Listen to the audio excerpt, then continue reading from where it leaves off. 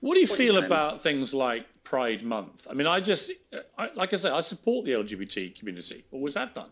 But I find this whole idea of a whole month being set aside for celebrating Pride. I'm like, why? Why do we give one day to veterans? One day to celebrate one of the 7 deadly sins is a bit crazy, though. I always brought that point up. It's like, wait, isn't Pride one of the 7 deadly sins? And we're taking out a whole month just to celebrate it. Like, does that not strike like weird to anybody else? Of world wars and a month just saying. to gay people, for example. No harm intended on Mr. Barr here. I'm sure he'll be responding in kind too.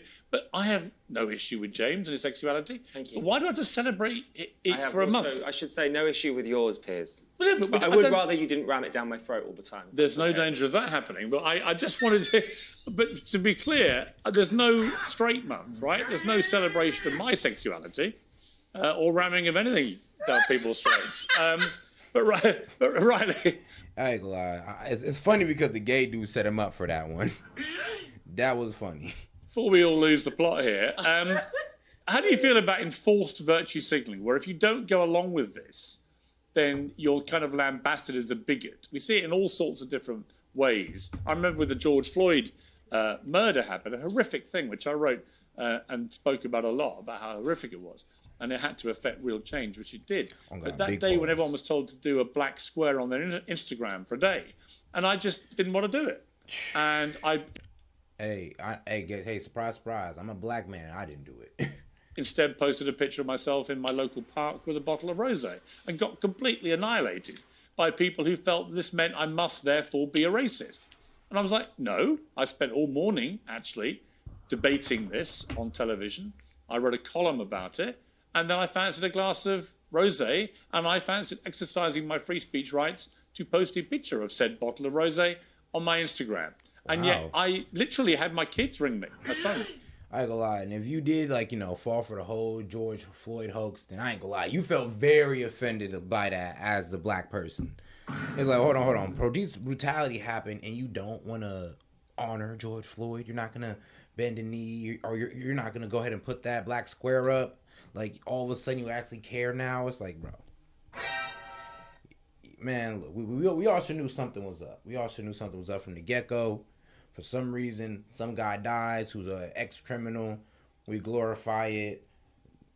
Well, the LGBTQ women make money off it, and then they give it to LGBTQ, organizations.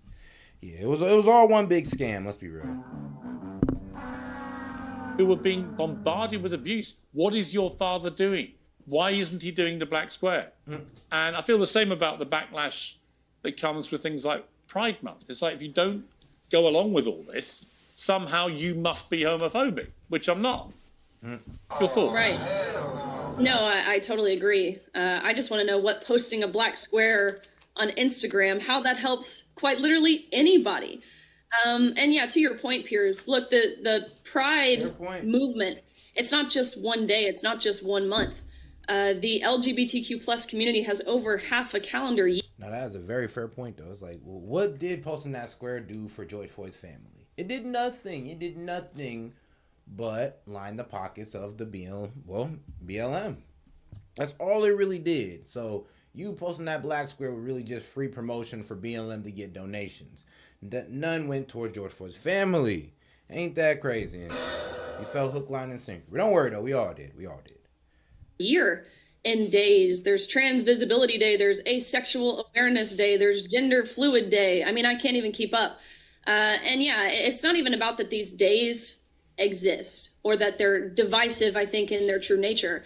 The problem is, just as you said, the backlash, the risk, the threats that we face if we don't participate, or even if we dare to question this. And again, it's in every single realm of society. This has seemingly overtaken the public square.